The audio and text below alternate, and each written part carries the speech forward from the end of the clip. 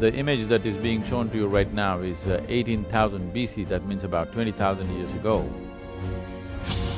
There are images of homes or buildings built in triangular forms, which are over 8,000 years, that's 6,000 BC, in places like Romania. There are skeletal images of to leave your body with your legs crossed in a proper Siddhasana posture, now in Lebanon. This is a classic representation of Guru Puja stone.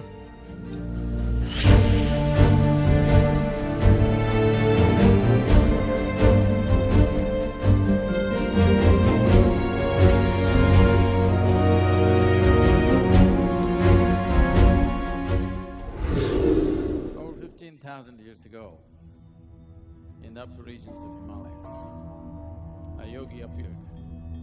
Nobody knew where he came from, who he was. His antecedents were unknown, because people did not know his name. They referred to him as question. He just came and sat down. People gathered, because he looked like an extraordinary being. Hours rolled into days, days into weeks, weeks into months. Slowly people left, but here this man just sat there for months on end, unmoved. If one has to sit like this, one has to be beyond physical nature. If one is beyond physical nature, it must be in some other dimension of nature. Only 7 people realize this, and they have gone. These 7 people are today celebrated as the Sadhguru of the great 7 sages of India.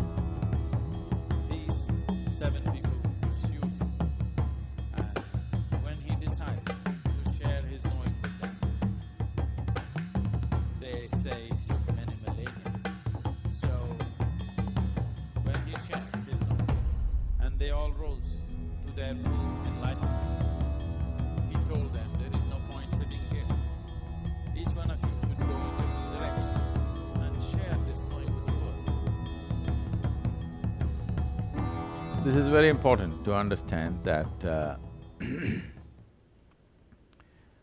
it is in the last 12 to 15,000 years that the longing to know got organized and found an organized expression through various systems of yoga.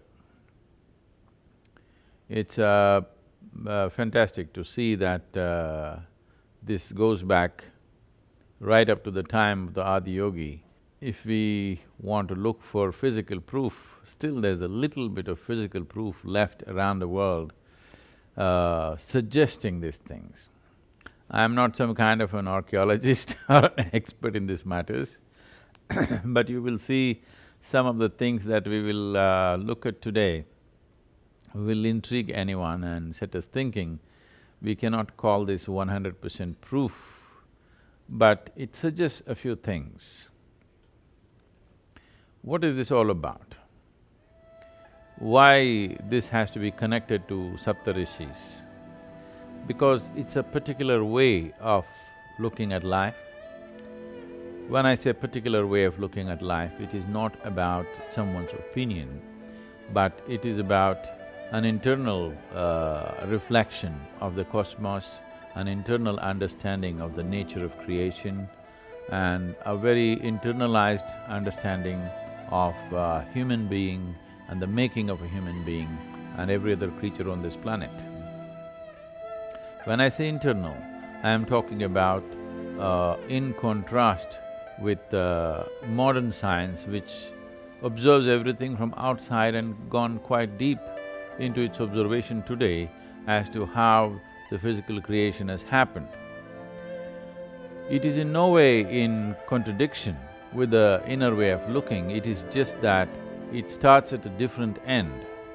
It's like if you start looking at a tree from the top, your understanding of the tree will be one way. If you start looking at a tree from its roots, your understanding of the tree will be completely different. Only when a meeting point happens somewhere, they look similar. Today we are coming to a place in the history of modern science and in the development of modern science where mysticism and modern science are beginning to look similar. So, this exploration today will be important in that sense, and as I said, this is not an archaeology lesson for you, but it's just to show you that there have been many suggestions to show that the origin of this is Adiyogi, and from him how it could have reached various places. Within myself, I know it did, but you don't have to go by my experience of life, because somebody else's experience can never be yours.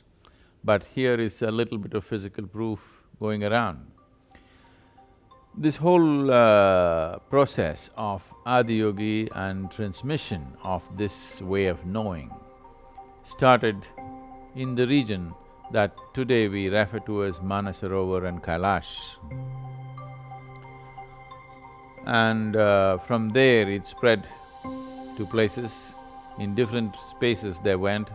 There are many references to the seven sages, particularly in Central Asia, Turkey, Romania, as far as Northern Africa, Arabia. There are continuous references to seven sages in the tradition. Even today it is, and you will see in Arabia, in places like Lebanon, Egypt, Morocco, Tunisia, Sudan, in all these places, even today popular restaurants are named as seven sages So that is how much prevalent it is even today. When you ask these people who the seven sages are, nobody knows who the seven sages are in the common knowledge of the people. But from generation to generation for thousands of years, the idea of seven sages coming from the east, seven wise men coming from the east is still very much prevalent in most of the cultures out there. For example, you will see the images of snake worship going back right up to 18,000 BC in places like Siberia and Central Asia. These are very rudimentary images, you must understand, because they are so rudimentary, not because the people who made these things were rudimentary in their mind, but because the tools available to do this was rudimentary. Nobody can ever dig up the whole planet to find out if there are more sophisticated expressions of this. It is just that when you spread a message, just everybody may start doing things. The image that is being shown to you right now is 18,000 BC, that means about 20,000 years ago. The approximate date that we established for Adiyogi's presence in this region is somewhere between 40 to 60,000 years ago. You might have heard that many times I've been saying it is 15,000 years ago, because for 15,000 years we have solid physical proof, iconographic proof, which is over 12,000 years old. Because of that, we have been saying 15,000, but when I have spoken long time ago, 10, 12 years ago, I've always spoken in terms of 40 to 60,000 years ago, because in the yogic culture, that is how it is seen. But today, without a proof, if you say something, it'll become meaningless in the world. Because of that, we have brought down the date to 12 to 15,000 years. Here is a 18,000 BC, which is 20,000 years ago. They made calendars, which is purely the yogic form of calendar. You will see in India any number of pictures like this. Here is this third image, or the first image which is made into a diagram in the third phase, is three sets of spirals. The central set of spirals and the lower set together represents the solar cycle calendar, which is 364 days, which is the year that we follow even today. And the upper set refers to 354 days, which is the lunar cycle of the calendar, which is what the Hindu calendar follows even today. And a combination of these two, which is today being referred to as lunisolar calendar, this is 20,000 years old. And somebody cannot arrive at this without an inner perspective. Just by observation of the outside, one cannot arrive at a calendar like this, this is a very sophisticated manifestation of the calendar. If this is written in Braille, even if a blind person puts his hands around, he will know which day of the year it is, which day of the month it is, and which phase of the moon it is. All these things can be found out just by touching the rock or looking at it. And along with that comes snake worship, which is the three snakes going up. This is a representation of Ida, Pingala and Sushumna, the three channels within the body. So this is a very yogic expression. India is full of these kind of images. This was found in Siberia, which is dated as 18,000 BC right now by the archaeologists. There are images of homes or buildings built in triangular forms, which are over 8,000 years, that's 6,000 BC, in places like Romania. Eastern Europe and Central Asia is full of these kind of possibilities. If you look at the geometric perfection of how it is done, this is the basic form of yantra. Triangular block in Isha Yoga Center is built exactly like this. Unfortunately, we are not 8,000 BC, we are now we built this only about 22 years ago.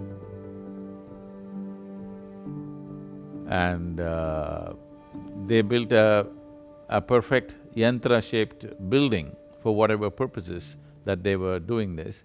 Obviously, these are aligned properly to the eastern direction, and these directions are adjusted to either equinox or solstice usually. Our own buildings like Dhyanalinga and triangular block are adjusted to the equinox because equinox is significant for me in my perception of life. That is 23rd of September is a equinox, and because my understanding of everything comes from the equinox, I adjusted it to the equinoxes. Some of them adjusted to the solstice. For the Saptarishis, solstice must have been definitely be a most important aspect of their life because it is on that day, for them, Adiyogi opened up the doors for them. So if you go on like this, there are any number of possibilities. As we go further to Turkey, to further down to Mesopotamian region, Greece, Crete, further down to places like Lebanon and North Africa, you will see geographically every place has something to say where the influence is yogic in its nature, and a whole lot of them going back, way back to like 12,000, 13,000 years. For example, we can see here in Turkey, which is dated as 10,000 BC. This is a very typically Indian image in the terms of a linga or a head with a snake climbing on it, because this is the yogic symbolism of a human being's inner potential being aroused.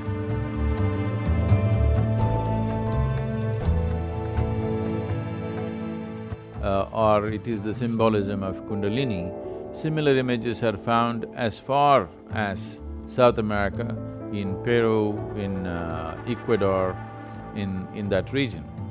One must understand, most of these things have been either destroyed by age, and the natural processes that happen on the earth in terms of uh, earthquakes and other events that happened. At the same time, they've also been systematically destroyed by certain forces in the last 2000 years or so. Systematic destruction of anything which was considered pagan happened in many areas and either buried or broken or destroyed or used as material to build other buildings that they wish to build. In spite of that, there is substantial evidence spreading across the planet showing that the influence of the seven sages, the yogic culture and the science of yoga manifesting itself in so many ways. We must understand the proof that we are talking about according to today's archaeological substance is only the physical proof. Today, you are doing yoga in United States. Suppose 1,000 years later somebody wants to find out how will they find yoga in you?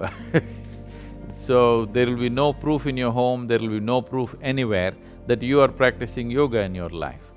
So, it is only when we manifest something which is physical, which is made in such a way that it will last forever, only then we can talk about it. But even for this, we can see that thousands of years ago people practicing yoga, they lived and died in yogic postures.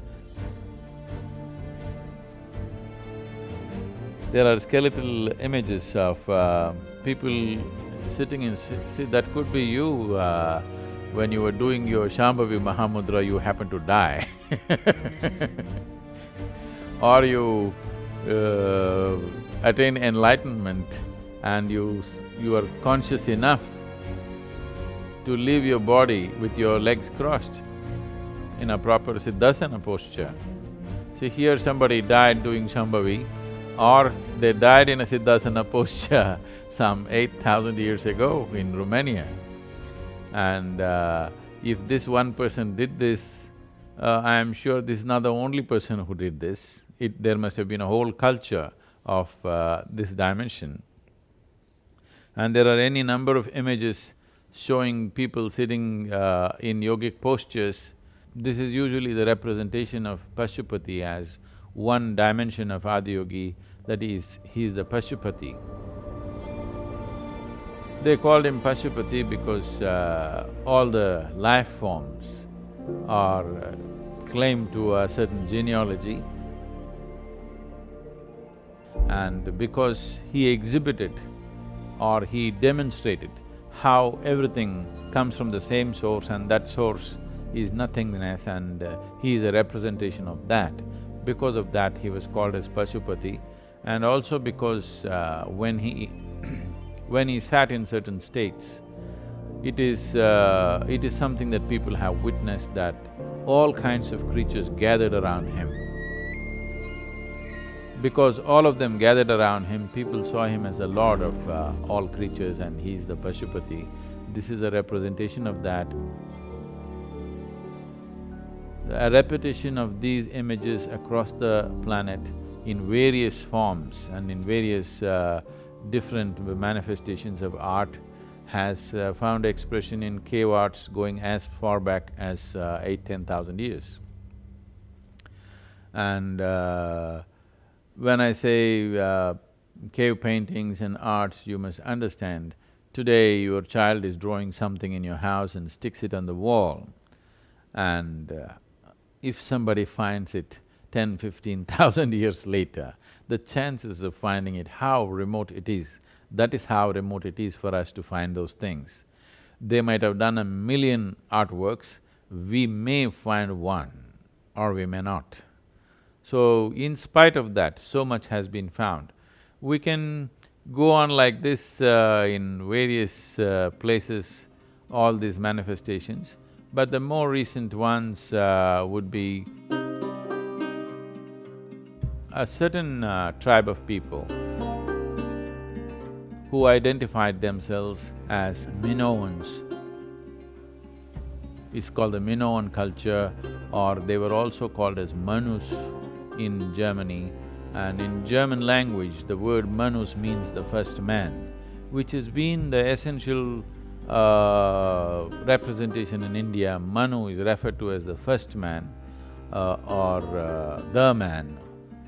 Manu is not a person, Manu is the man, like people refer to Adam in the West. Manu is a man or the origin of the man.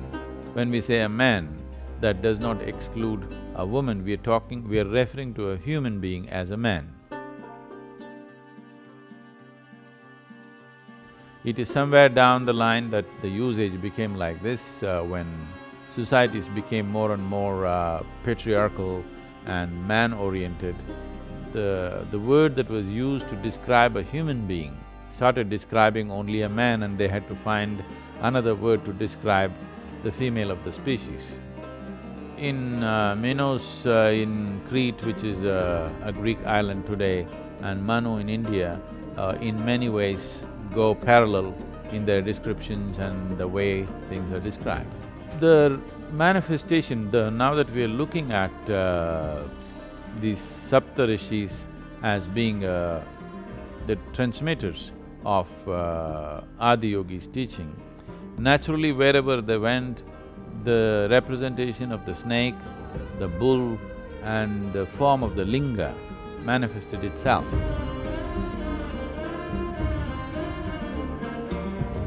You will see in places like Ireland, in very strong representation of the linga worship.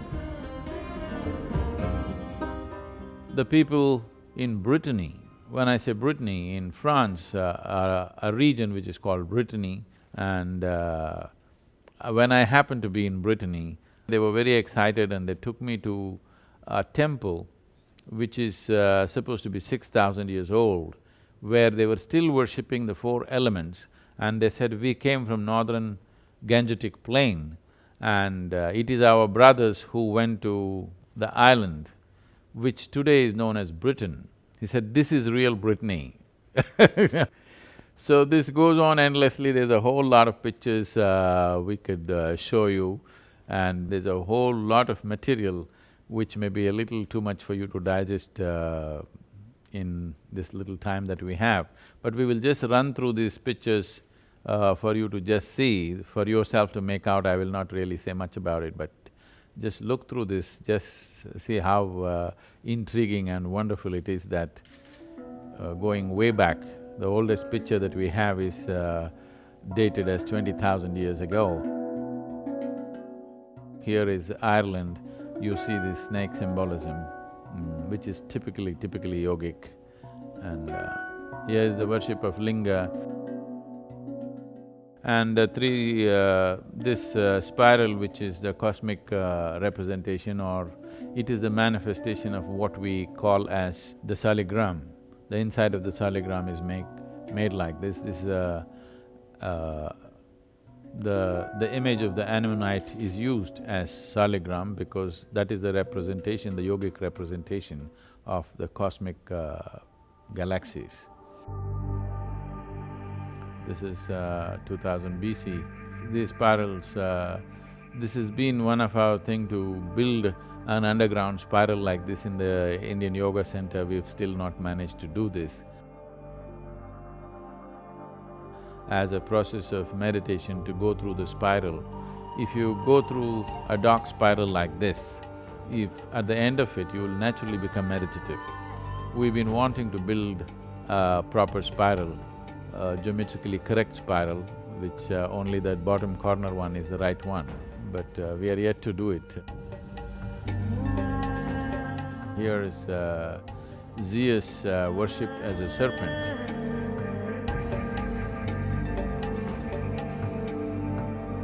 The serpent worship is very deep-rooted in every culture on the planet. Of course, you must have seen the Naga temple in the yoga center. This is the image that we have today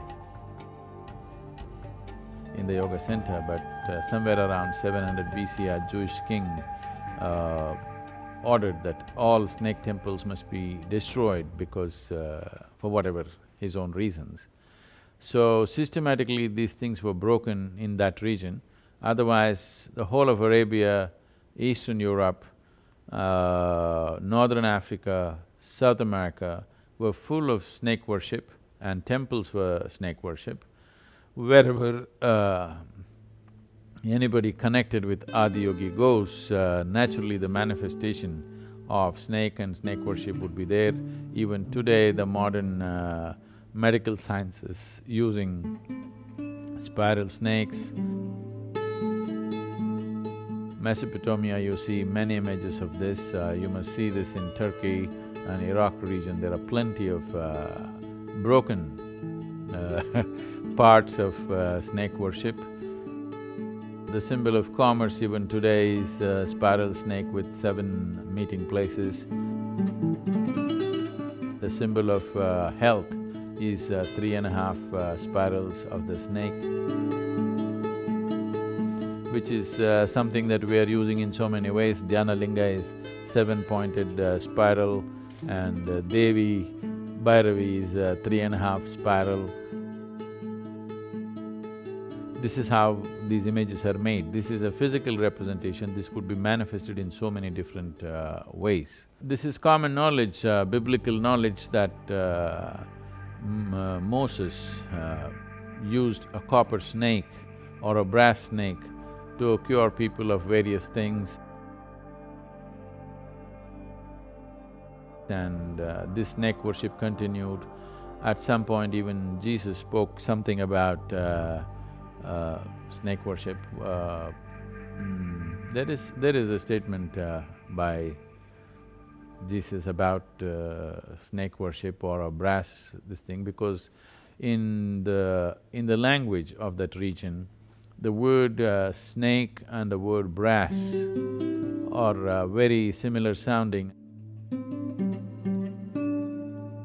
So somewhere, I don't know the exact place, but those in America should know this better. The rising of the man is the rising of the snake. This is clearly a yogic statement, that the rising of the Kundalini is the ultimate rising of the human being, because without raising your energy to a higher dimension, the evolution of a human being or thinking that a human being is genuinely changing is a illusory process, because whatever changes you make in your attitude and your intentions are purely psychological and they can be washed away in a moment. If you lose your mind, you would have lost it. But the raising of the human being is only when the energy, the latent energy which we refer to as Kundalini, which is clearly represented as a coiled-up snake in the yogic system, it is only in the raising of that there is a permanent transformation in a human being. This is a statement made by Jesus in the Bible, saying that the rising of the snake is the rising of the man, or the rising of the man is the rising of the snake. So these are all different things which says the influence of the yogic system goes right back to 18,000–20,000 years in terms of archaeological proof, and there is really no part of the planet, I think the only place they did not go is North Pole and South Pole. Maybe in the Eskimo culture, it does not exist. Literally everywhere else, some influence of this is seen and it has spread across. And all this done without any kind of compulsiveness, without any kind of force, only by showing the significance of what it is. And there are beautiful representations of more sophisticated manifestation of yogic culture, particularly in Middle East or West Asia as we call it here. Particularly this particular stone that you're seeing is the Guru Puja stone.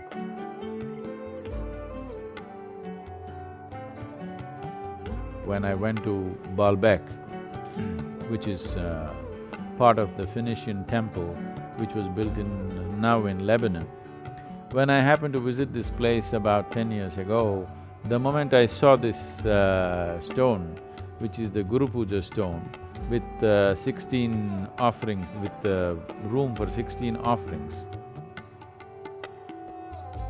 Even today when we do Guru Puja, it is called as Shodashopachara. That means 16 ways of inviting a guru, 16 ways of making it happen. This is a classic representation of Guru Puja stone. You will find an exactly similar stone in Uttar Kashi, you will find these stones in Benares, you will find these stones in southern India, in various temples. The triangle, the manifestation of the stone in the way it is done is geometrically 100% correct. This cannot be done by anybody other than somebody who is steeped in yogic sciences. And this must be about 4,500 to 5,000 years old intact even today in Lebanon.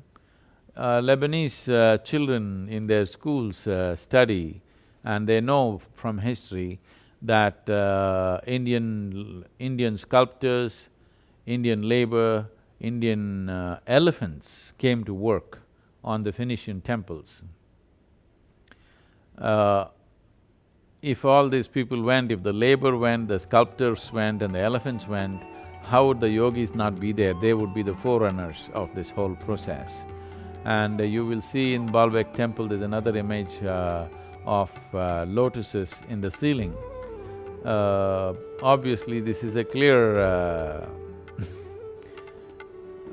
Indian art sneaking into Phoenician temple, because the sculptors from India, the first thing that they learn is to make a lotus. It's the simplest manifestation of sculpting, and they put it in the ceiling of these Phoenician temples almost 4,000 to 4,500 to 5,000 years ago.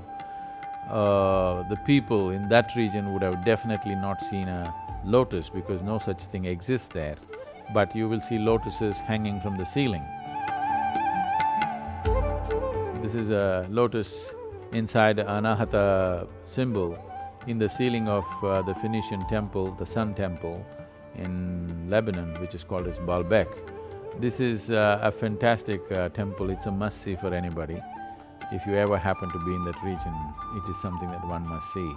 It is a phenomenal manifestation of human will as to how and the inspiration that is taken from a divine contact. Once somebody is touched by something of the beyond, your own earning of the bread or making your own name and fame doesn't arise. You want to create something that manifests itself and functions beyond yourself. So these ancient temples are a manifestation of that. You see the symbol, the yogic symbols of Anahata and the blossoming of the flower, it is across the planet in many representations in the form of sculpture.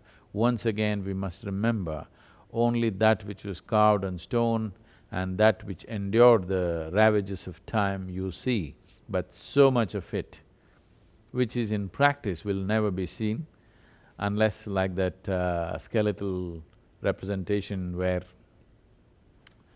someone died in a yogic posture. If that happens only, maybe there will be proof of yoga in North America after 10,000 years. So these are all various symbolisms, I will not go into this. This is Jordan. You can see a manifestation of the linga forms and the crescent moon and snakes. This is very important, this is a three-headed bull. Before, the first one is in Sumeria, but we have these things in Indus Valley. Whoever fixes these dates, on what basis, I do not know. We will go by that.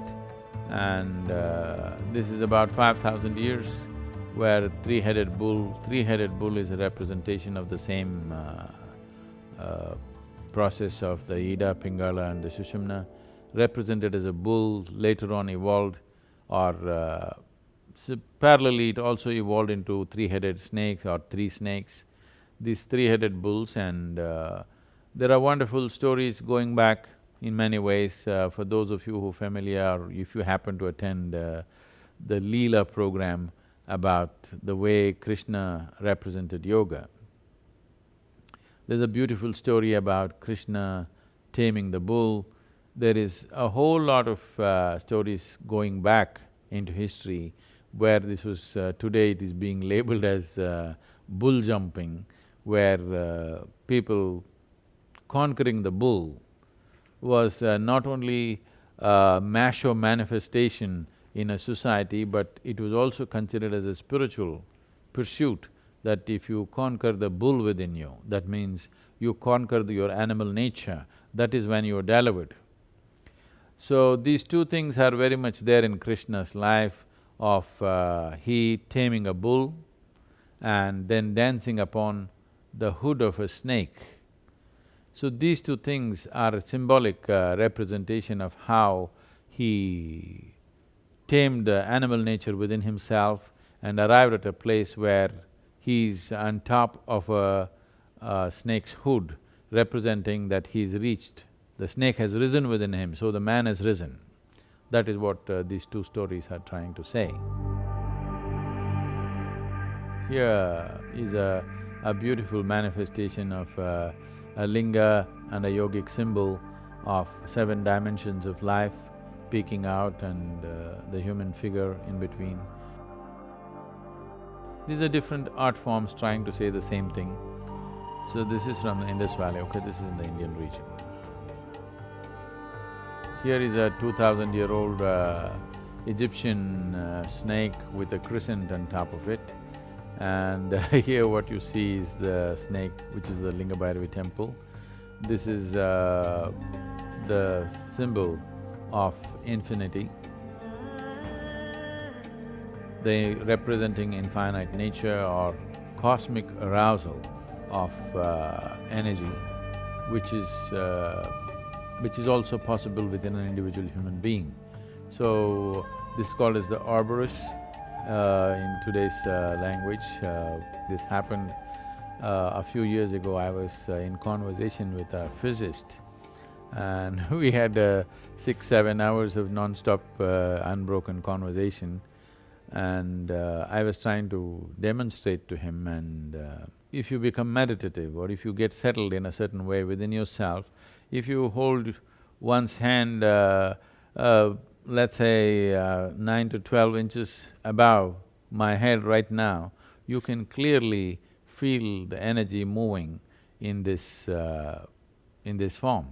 And I said, this is a dimension which represents you cross the physical limitations. If you hold your hand on top of anybody's head, please don't go about experimenting like this and proving something about someone else. But you will see the energy will always move this way. The moment it has hit this form, that means he's crossed the physical limitations within himself. When I said this, and crossing physical limitations also means moving from finite to infinite, it is on that day that I I logically connected. He said, this physicist told me that this is the symbol we use for the expression of the infinite. I said, well, this is from the yogic culture, only someone who has known this within himself could have used that. So the number system, the zero and the infinite, both came from the yogic culture. Today when you say shunya, which is the zero, nobody could have thought of a zero except one who has experienced that sense of emptiness and the vastness of emptiness. When we say emptiness, the word emptiness or nothingness naturally brings psychologically a negative connotation. But emptiness means limitlessness, nothingness means limitlessness, nothingness also means infinite nature. That can only be arrived at experientially, not logically, not by thought, but only by experience. So, it is not an accident that both the zero and the infinite comes from the yogic basis, and that has become the basis of all modern sciences today. Everything that you do is between zero and infinite, but crossing these two boundaries is what is considered ultimate yoga, because true union happens only when you transcend the numbers. Numbers means finite nature. Only when you cross this, there is a true union, then only you can say something is in a state of yoga. This is a coiled snake. This is 1,000 years ago. When you enter Spanda Hall in the yoga center, we have a very similar representation. Everybody has to walk over this because Spanda literally means a state of primordial energies. Today the same cultures are very fearful and giving negative images of snakes, but the same cultures at a certain time worshipped snakes, and because of a certain campaign, snake has become evil. But even that campaign is not a complete success because it contradicts itself. For example, if you take the story of Adam and Eve, there was a dumb couple who did not know what to do, and a snake arrived and it initiated life. Someone who initiates life upon this planet, it's up to you whether you call him the agent of the divine or call him the agent of the devil. If you are for life, you would definitely call him as the agent of the divine. If you are anti-life, then you would call him as the agent of the devil. Here are our beautiful snakes, cascading snakes at the entrance of Dhyanalinga temple. This is the Linga Bhairavi. Someday, maybe when I stop traveling around, when I sit down in place, the science behind this we can experientially manifest for those who are interested as to how all sounds are leading towards this, are rooted in this dimension. That is what the previous image was about. These are South American manifestations of someone trying to build a rudimentary Dhyanalinga. This is very interesting. Geographically, today in the country that we call as Peru, it's called Chavin. This is a classic… I will be what to say? It will be too arrogant for me to say it's a classic reproduction of Dhyanalinga site. Dhyanalinga is a classic reproduction of this one.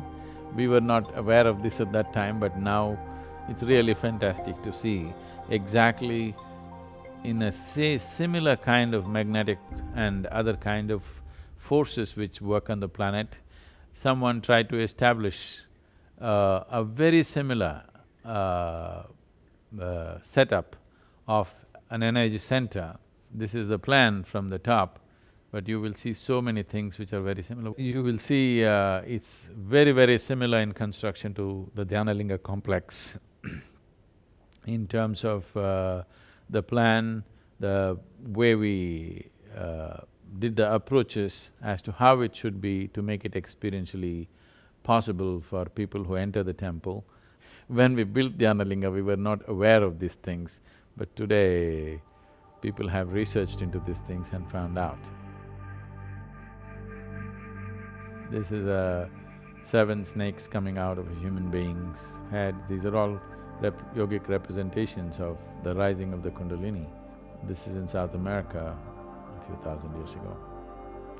This is an art form of a depiction of somebody using a mudra like this and initiating someone. These are classic images of the Guru Shishya Parampara in its own form in those cultures. This is I don't know if you can call it a pyramid, it's not a pyramid really. It's somewhere in Central America. So, on the spring equinox, it leaves an image like a coil, like a snake going up with 7 forms of bends going up. Only on that one day it happens. The equinox is a tremendous possibility. In some way, the whole effort has been to create forms which will help a human being to attain to his fullest form. So, various types of mechanisms were created. Some are very sophisticated, some are rudimentary in nature, but the effort has been there all over the world. So here we are today seeing the impact of yogic systems across the planet. Whatever these images and stuff we're talking about is only what is left of in form of physical things. But the impact that would have happened, for example, right now, for most of you who are in North America or in United States, for a few thousand people who are doing Isha Yoga, let's say, or a few million people across the world who are doing Isha Yoga, let's say after 10,000 years, where is the proof that you did yoga? There may be still a few stones left in Dhyanalinga. In case we build something in Tennessee, there may be few stones left there. So somebody will say after 10,000 years, in two different places, somebody seemed to be doing some yoga. But a few millions people are doing and many other millions of people are doing different forms of yoga, all that will not be left.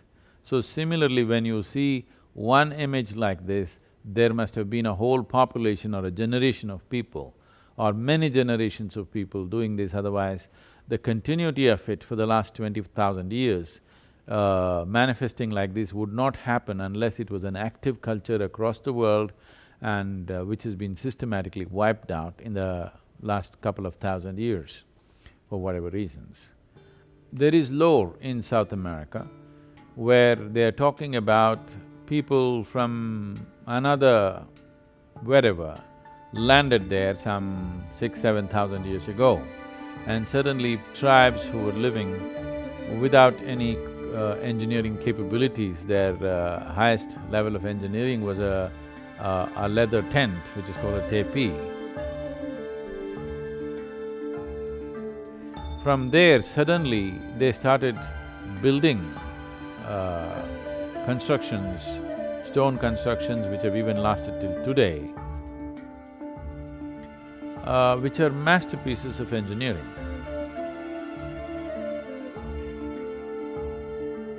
So they say the gods came from elsewhere and taught them this. In the lore, this is how it is. I want you to just imagine, 6,000 years ago, if somebody came floating on an ocean, on whatever they floated upon, and landed in your land. Suppose you were in Indiana and somebody came floating 6,000 years ago, when you had not imagined anything beyond the land on which you exist, they definitely would look like gods who came from elsewhere. And they brought in mathematics, they brought in engineering, geometry, and other dimensions, and suddenly those who were living in tents suddenly started building constructions which do not… culture cannot evolve from a rudimentary tent which is just put up with a piece of leather and stick to a sophisticated construction in just a short span of time. It will take a whole lot of time for people to evolve that, unless an input came from elsewhere. The suggestions that the input came from elsewhere, which you can call it gods or you can say they're Saptarishis or wherever they came from, yes, definitely they came from elsewhere. Everything suggests they could have only come from the east and not from anywhere else. So you could assume, if you wish, if it assists your Indian ego, you can say, these people came from India. Not Indiana, I mean India. So if it is… because this would be very presumptuous to say, yes, this is Saptarishis. but a lot of things indicate it could be them. It would be very presumptuous for anybody to say, yes, this is so, because there is no such thing. But in my experience, within myself, I know these seven sages reached out to the whole world, and because that was Adiyogi's intention and that's how they went. And there are more, what to say, believable stories. At the time of Mahabharata, Arjuna decides to… See, we must understand this one thing, that if you go through the Indian lore, if you go as far back as 5,000–6,000 years ago, very clearly they're talking about the planet being round. In fact, even today, in the local languages in India, when we say geography, we say Bhugol. Bhugol means study of a globe. The very word is suggesting that the earth is round. So, this is not like whatever a few hundred years ago Galileo invented that… discovered that earth is round. For thousands of years we've been talking about it. You should see the descriptions in Mahabharata where when Vayu takes Kunti Devi, he takes her across the world and for the first time she sees and realizes that the planet is round, and she talks about it, and she couldn't believe that actually you can go round and come back. So they're talking about Vayu as the god of winds who took her around. She realized that the planet is round. There are any number of things to suggest that people were traveling or people did travel to those parts of the world. And also, if you go back further, 18,000 or 20,000 BC, during the Ice Age, largely these continents were connected, that people could have even walked across. Not necessarily gone by… travelled by the sea, but they could have walked across because land masses was connected one way or the other. So it is possible. If you look at the knowledge that suddenly they exhibited, we can say definitely it is so, but we don't have exact proof to say it is so.